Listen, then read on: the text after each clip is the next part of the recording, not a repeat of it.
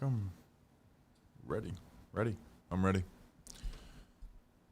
Are we live? I think we may be live. Are we live? Let us know if we're live. Hey, let us know. Are we live? Let us know if we are live. We had day 3 of Giants training camp, a really fun one. So make sure to let us know if we're live because we can't record. We can't talk about this fun practice that we are at. We can't talk about Evan Neal if we're not live. So let us know if we are live. We're live. What's going on, everybody? How's everyone doing? Day 3 live stream of Giants training camp. We're going to be live streaming every practice. Have done that. Will do that. And I don't know if it's Friday afternoon vibes. Because, but I think it was first day of shoulder pads. Because I know it's like it's not full pads, but you're wearing shoulder pads, and that's when you're playing football. If you practice football, you're not tackling anyway. So shoulder pads is essentially the same thing. And offense is more fun, man. And the offense looked really good, Justin. I want to talk a lot about not even a lot. So I just want to talk about Evan Neal, but it was a fun practice to go and watch. It was fun practice. Today was certainly the most intense day that we've had so far. An underrated point and talking point of just about how this training camp has progressed compared to last summer is that, number one, there's been less injuries, which I'm knocking on wood. And if you want to get mad at me that I'm jinxing it, then that's your problem, because then you believe in jinxes and you believe that I have that magic power on the world, which I don't. So that's number one. I don't believe in jinxes, and I think people who do are just flat out wrong. But I also don't want you to say it. But it's a point. It's an observation, right? It's just when the first injury comes, you're getting blamed for that. Right? Okay, fine. Like I'll take it. Give me all the hate. Somebody's got to take the blame, right? I'm willing to take that on. I feel like that's the same thing that the Dark Knight did. Christian Bale, shout out. So that's number one. And I think part of the reason why we haven't seen that much is because Brian Daboll talked about like a ramp-up period last year. We're really seeing the ramp-up period at least this first week. I know they got to go 4 or 5 days before they get like full pads on, and that's like NFL rules. That's not Brian Daboll. But even the first 2 practices last year were really intense, a lot of 11-on-11 periods, where the first 2 practices this year, they've been more or less a lot of 7-on-7s. Today was the most intense practice that, they finally got the tops on. A lot of guys had shorts on, but they had the tops on with the shoulder pads. Today was the most intense practice, and also it was hot as hell. Like, it was if you were out in that sun, it was really, really hot for those guys today, and it was the most intense practice by far. Finally got to see some O-line, D-line work, and that's why we're excited for Evan Neal. Yeah, It's been the question that's been asked the most in our comments and stuff, and we just haven't had an answer because they weren't wearing pads, so we didn't really watch Evan Neal the first couple of days. Today, every play that Evan Neal was in, my eyes started on that play with Evan Neal. I was watching Evan Neal. He is the player that I'm most interested in this training camp.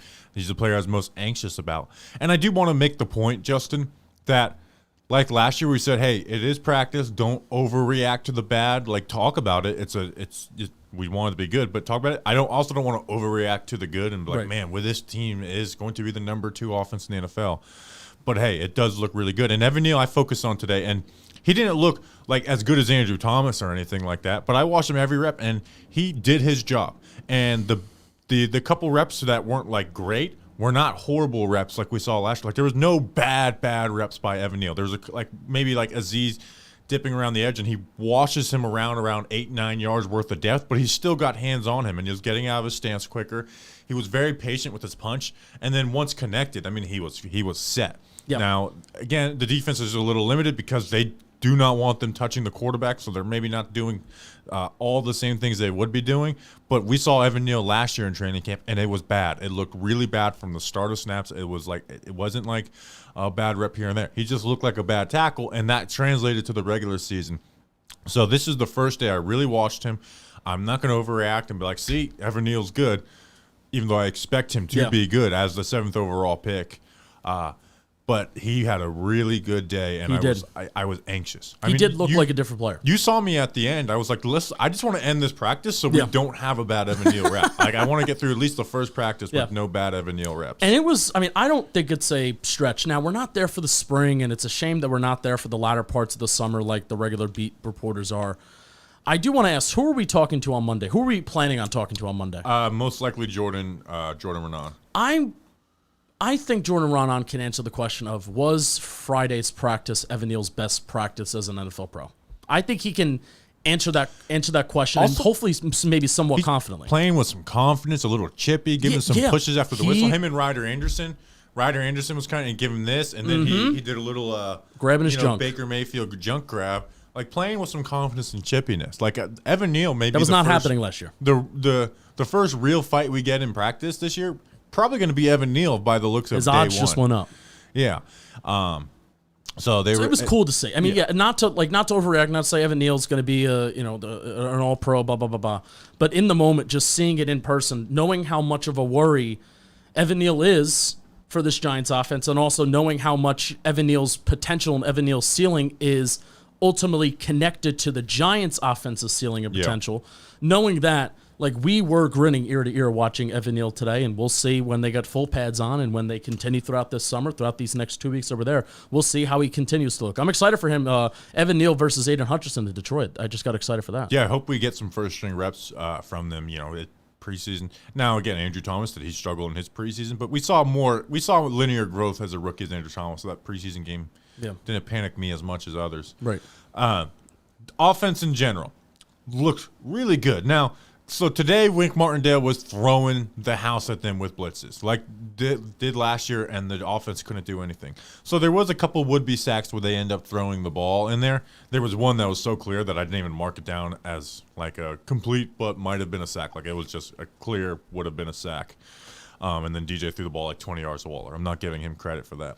But there was only a couple of those, and they were getting the ball out. And this was a day where we talked about, Waller is just the trump card for Daniel Jones. That wasn't the case today. Like, they started out 7-on-7s where DJ went 6 of 6, no targets to Darren Waller. And then in 11-on-11 drills where you're facing pressure and stuff like that, he went 11 of 16, and Darren Waller caught only 2 of the 11 passes, right? Which, he caught like 4 of like 8 or whatever it was, or 4 of 9 of what it was yesterday, and he wasn't even on the field for a few of those. So spreading the ball around. We should talk. Daniel Jones just looks good. I know we've been talking about the offense, but Daniel Jones does look good. I do not want to overreact, but I was talking with the Big Blue Huddle, and he's like, how many years has it been like defense is ahead of the offense to start camp? Yeah. And that's just not the case this year. We've had to always talk ourselves into, that's just the NFL thing where the defenses are ahead. This year, we're not having to convince ourselves as to why the offense may be behind, because they are ahead. Let's talk about Jalen Hyatt, because obviously, rookie 3rd-round pick. Yeah. They're integrating him with the first team more and more. With the second team, he had a nice it wasn't actually a great skinny post, but he made a nice tough catch versus Trey Hawkins. Yeah. And so they got him some reps with the first team, and they going up against Deonte Banks. It was the first time that Daniel Jones targeted Jalen Hyatt and team drills. Comeback route, or at least 11-11. So they've been running 4 verts, but a part of 4 verts is the outside receivers. If the corner is playing off and giving cushion, turn that into a curl, because just running down the field, you're not going to get options if you. What's your interpretation? Curl or like a comeback route? Like what's the line? Is there a line that's blurred there for you? It's usually a curl. Okay. Like because he's facing the sideline. See, I was watching Evan Neal, but I was seeing like the other routes develop. Yeah. But he did that. There was a few times, and he had nice vertical sell on Deonte Banks, and had like Deonte Banks like he was on ice, went running. He was on ice. Yeah. But now there was another time where Jalen Hyatt sat, and Daniel Jones throws the ball deep, and the ball's going to nowhere. So like 11 of the 16 completion, 5 of the incompletions, 1 was that. So that's do you view that as like an option route? Yes, it is an option route. Yep. And one of them, and that's another thing with Daniel Jones, 11 of 16 and 11-11. One was that where they're just total miscommunication. Another one was a Saquon drop. So there was really only 3 real incompletions. One where that they Darren had. Waller, it sailed over his head, and Deonte Banks was covering Darren Waller. Darren Waller looked fine, but he did take a little bit of a spill, and then he was not there for the rest of the practice. He was on the side. He was holding his helmet, but they just didn't run him back out there. So hopefully we'll see. Did he see any trainer or anything? No, like that? I don't think so. Like, he was standing next to Daniel Bellinger, but the Giants, like I kind of said this at the top, they've been extremely cautious so far with, hey, like Javarius Owens, has a bruise after day one. He hasn't practiced. Especially since. Darren Waller, they're going to be over. Right. They should be. They should be. And hey, we'll even wrap up this little housekeeping. Cole Beasley did not practice today. I believe he took a knee to the quad, knee to the leg. So I guess he got a little bit of a bruise, so he was out. Nacho Nunez Roches has returned to practice. I don't think he practiced today, but he was in shoulder pads. He was there, so cool. Got concussion, car accident. Glad you're good. Glad you're there. Housekeeping done. Slayton had a nice day. He had a nice crosser. I don't know, over route over Adoree Jackson. Over Adoree Jackson. I mean, this was a beautiful ball by Daniel Jones, tight coverage by Adoree Jackson, and Slayton goes and gets it. And then following that nice curl from Jalen Hyatt or comeback or whatever it ended up being, he just dusted Deonte Banks. Yeah. And it was like their first 40-yard completion for the first team in camp. I think Slayton ran like a streak down the sideline. I don't know if Slayton was in the slot and it was like a slot fade and it was basically a touchdown. It was an explosive play. And Banks got cooked. Yeah, I mean he had Banks by 5 yards, and the ball was slightly underthrown, so Banks was able to get a little closer into the catch space, but it was a good job tracking by Slayton. So I know we do offense than defense, but we're talking about like Hyatt did this versus this guy, Slayton did this versus this guy. The first 3 days have been flat out bad for Deonte Banks, and it's looking like we kind of had expectations of a rookie struggle, so it's like you don't overreact, but he is getting picked on, and it's all the offensive excitement is a lot of it is coming at the expense of Deonte Banks. Yes, like it's just he's being targeted a lot and not really, forcing incompletion. So he's really struggling. Obviously, it's day 3, and Jerome Henderson's going to work with those guys. But if he looks like this in the regular season, they're going to have to give him help, with safety shade or clouding receivers. Yeah. But again, like this is with Adoree out on the field too. So, offensive. What was some of the other things offensive? Like so, Slayton had the deep over. He had the deep, then just the deep pass. I want to mention this with Evan Neal too. I was going to mention this. We're going to ask Jordan Ron on was Friday's practice the best that you've ever seen for Evan Neal. Hopefully Sundays or Mondays is. I would love that. Hopefully they get full pads on before then. But I captured a pretty cool moment between like Bobby Johnson and Evan Neal. Like Bobby Johnson went over to Evan Neal after practice. They were doing like a cool down. They were getting water. I guess they were stretching after practice. And Bobby Johnson goes up to Evan Neal and just like pats him on the back, talking to him, and rubbing his back and stuff like that, just having like a coach to player moment. And just based on the context of, hey, it didn't look like he had a rough practice. It looked like he had a pretty good, damn good practice. That was cool to see. Bobby Johnson, by the way, coaches every single rep and every single play. Especially I was watching him work with the O-line during individuals, and he is very, very, very involved. We knew he was an intense guy coming in. We heard that from some of our Bills friends. But seeing it out there, like he is involved every single rep, every single play. So I was talking with Joe Roselle, who's like a trainer, and he's a scout for the East-West Shrine game. He said that he noticed that Azudu, like Bobby Johnson, got heated at Azudu or something, where they had to get him away from him because he's heated. Like Bobby Johnson is pretty. I don't know if we noticed this much last year. Like we didn't see him doing all this stuff in one-on-one. I mean, I guess we did see him like try and fight Cam Brown. He literally did try and fight somebody last year. At least he's not fighting the guys, people this year. He did. Oh, he shooed Ryder Anderson. He got up to Ryder Anderson's almost his face, and he shooed him away. What if every year Bobby Johnson just starts fighting defensive players? I know it's not like professional, but I just love fights. Like I can't wait for I was screaming for it today. I told our we have our guy Ryan here. Our producer Ryan. I was like, I don't care if they point a gun at your face telling you to stop recording. If there's a fight, record. With position battles, there was more rotation. Like Darnay went back with the first team. Bredesen went with the first team. JMS was working. I guess JMS was rotating in a little bit with the first team. I'm still confident he's going to be. He's going to be the starter. He's going to be the starter. I don't know why they're playing this game, to be honest. Yeah. Like John Michael Smith is the starting center. Yeah. Like he just is. Like I don't need to give you this deep analysis. Like, and we just recorded his player profile projection for next week before the practice. But John Michael Smith is the starter for the New York Giants at center. I don't know. I feel like they're wasting time by not just giving him the first team snaps, right? Yeah, I agree. I 100%. Wasting time. Long camp. I'm going to sound like a Homer Giants fan. I trust that this coaching staff has a plan to implement him. But I guess if you had a really they do. They obviously do. But I'm wondering why they're. I guess that's a question that somebody on the beat would need to ask. So we need to get somebody to ask that. Like, why is there, if John Michael Schmitz is going to be the starting center this year and that's not a camp battle, why is he not getting exclusively first team reps? That actually beat reporters. Because I don't know. I don't even want to speculate. Figure it out. Dougie Fresh made a good point. We have to send Bobby Johnson a culture of violence. We do, because he's certainly part of it. So I got to do that. But again, I was focusing on Neal, so I wasn't seeing like the route development as much today. Mm-hmm. But they were like 4 verts is back in the playbook. Yeah, average at the target was. They actually have speed, so they can like just we're gonna run 4 verts, which is like the ultimate like. If you're going to be in cover 3 and not match it, it's one of your favorite we're going to plays. find you up the seam. If you're going to press us up, one of our guys is going to beat you deep. If you're going to sit off of us, we're going to turn those into curl routes like Jalen Hyatt did. It's such a simple play. It's a play we all run on Madden and NCAA, and it sounds silly, just run 4 verts. But it's like, I truly believe you should run 4 verts 4 times a game. I really do. I think it's a lot more it simply will create big plays for you. Like, Austin Mack, 50-yard catch in 2020. Why? Because they ran 4 versus cover 3 with longest play that year with no man match.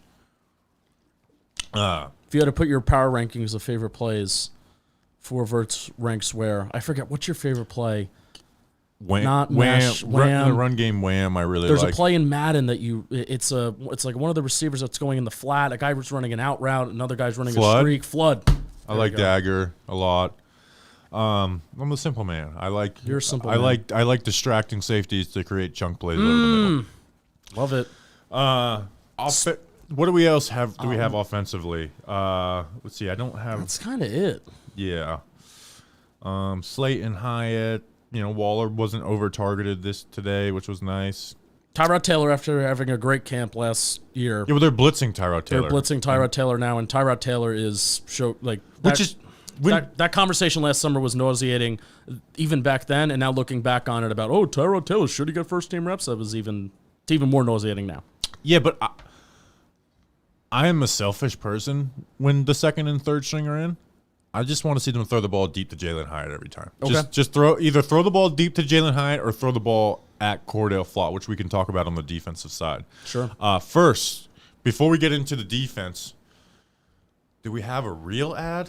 No, we don't. But what we do is we have a real, we want you to take this ad serious. We're doing a watch party for the preseason game. Yes, and I know it's like watch party for preseason, but I think it'll be a good time at New York City. What's the name of the place that it's going to be at, Justin? Midnight Theater in New York City. Tons of screens, so it's going to be a great ability to view the game.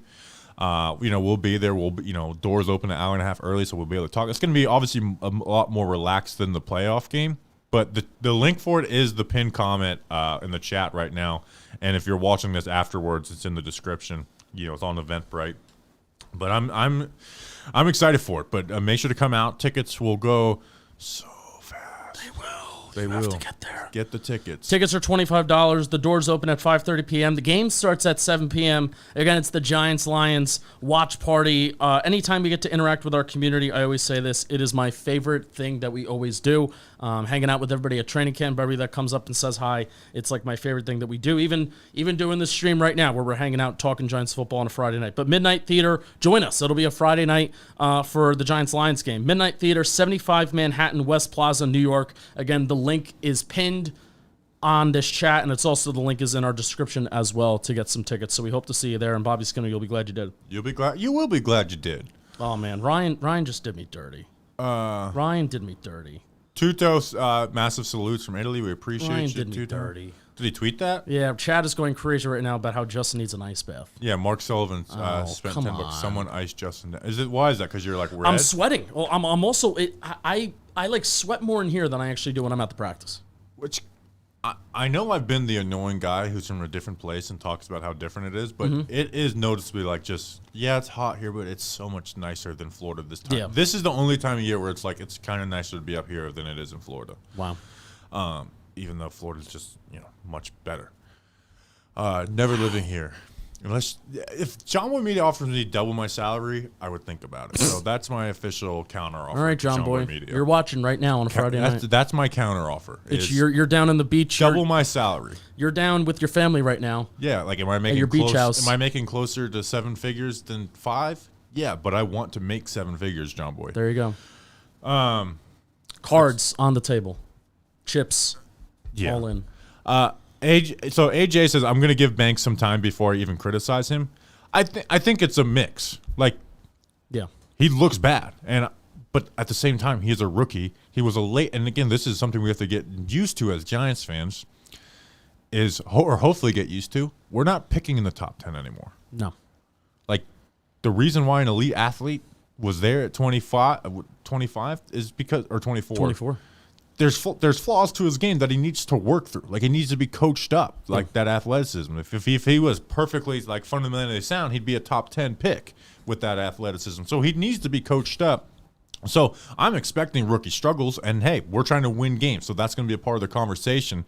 But the hope for Banks this year is not to be an all-pro corner. It's to have growth and have, like some linear growth. You know, similar to like Andrew Thomas. Like, everyone compares Evan Neal and Andrew Thomas, and I just disagree so much about their very rookie different season. rookie years. Andrew Thomas, and I have the receipts to pull up.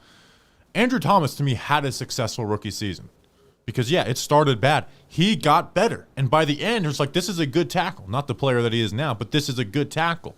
You know, I remember I actually went back and looked up a tweet I had where it's like, Week 5 versus the Cowboys, Andrew Thomas allows a strip sack fumble that turns into 7 points DeMarcus Lawrence, and maybe loses the game. Today, he shut his ass down all game long. And I said I'm proud of his rookie season. So that is the hope for Banks. He's going to struggle, and we're seeing that in practice. Yeah. It's just hopefully if the struggles aren't as bad as these first 3 days, and then there's growth throughout the season. Yeah. We obviously know we have a good DB coach. And I hope they're also not going to do game planning, helping him like they would for a regular game, right? Yeah, I hope that.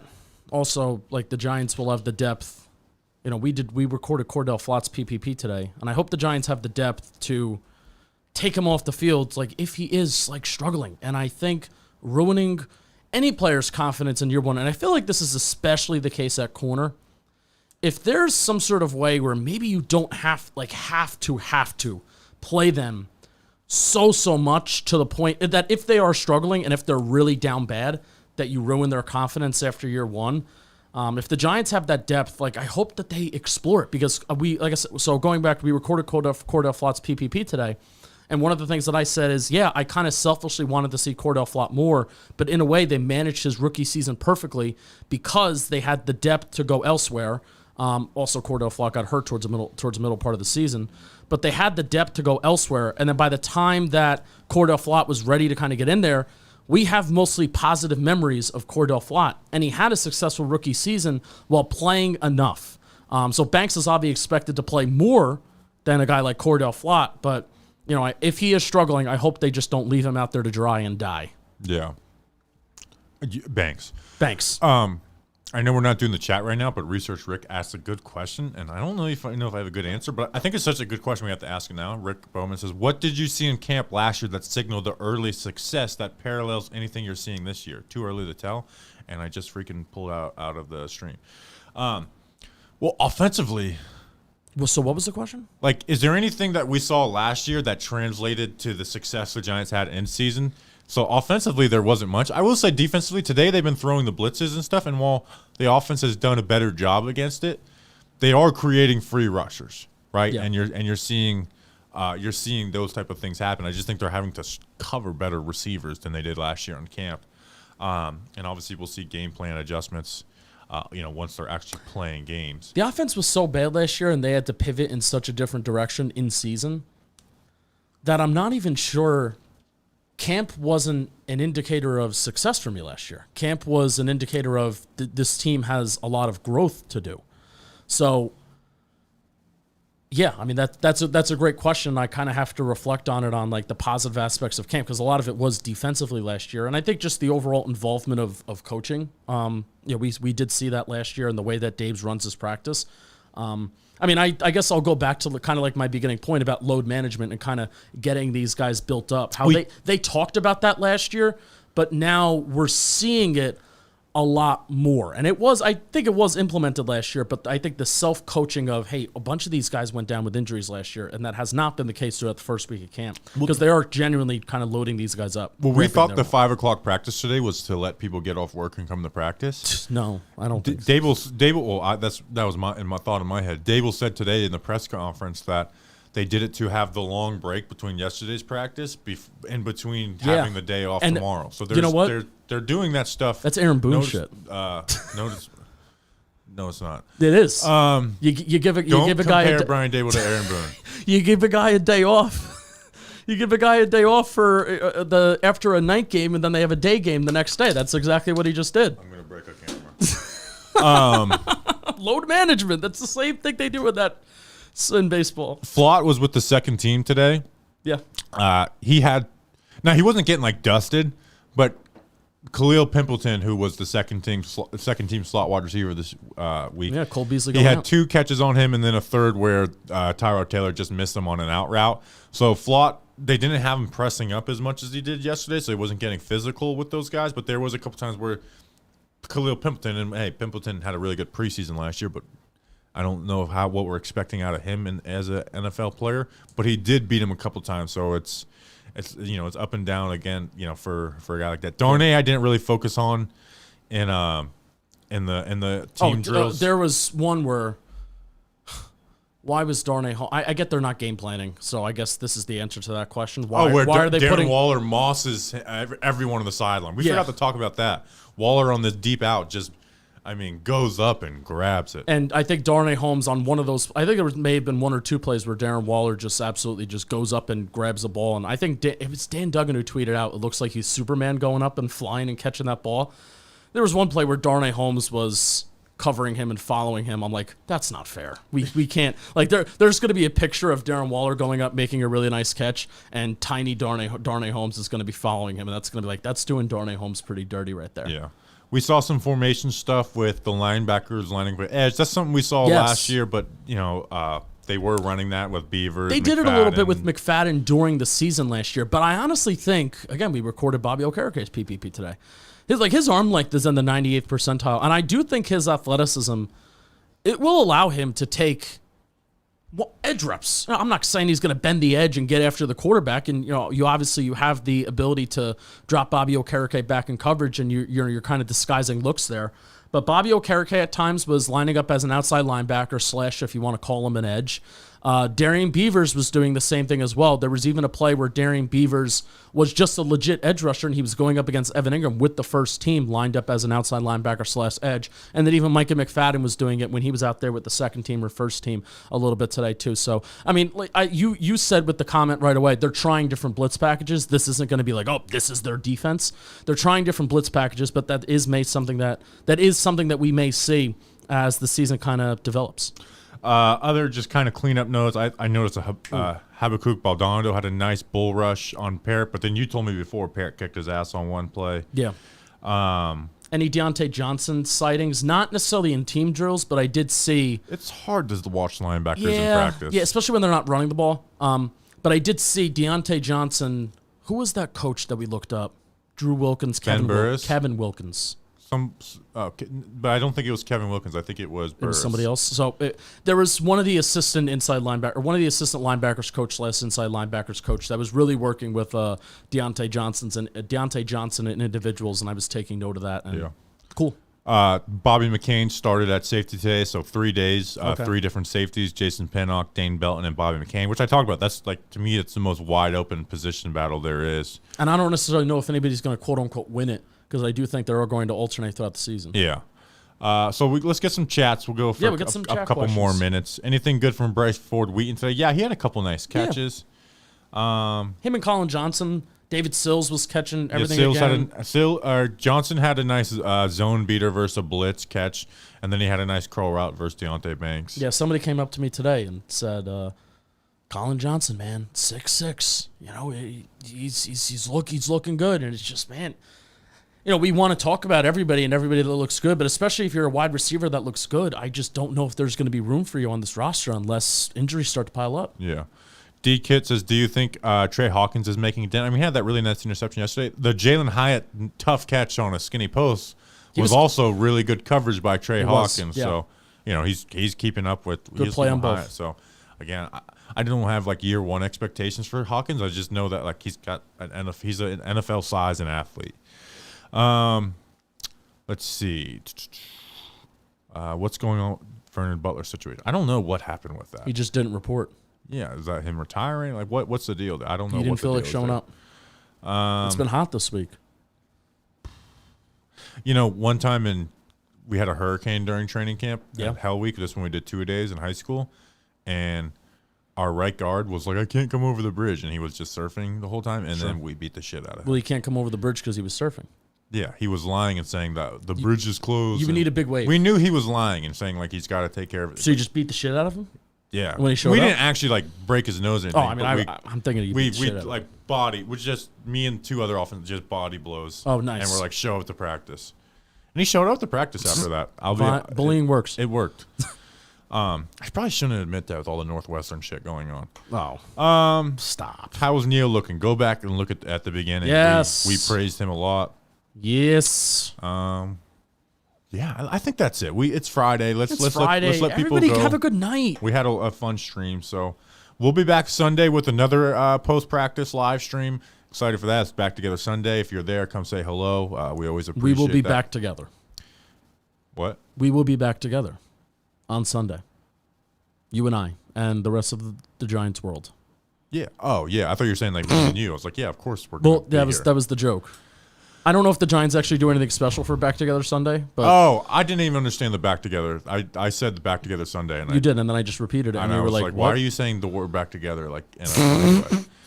All right, let's stop. I'm out. All right. So I want to apologize to Patrick Jenkins, Pop Tart Pat, for What did you do? beating you up and but you know what? We took football serious.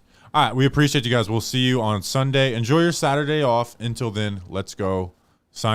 Get your tickets for the preseason. Pin comment in the description. Let's go Big Blue.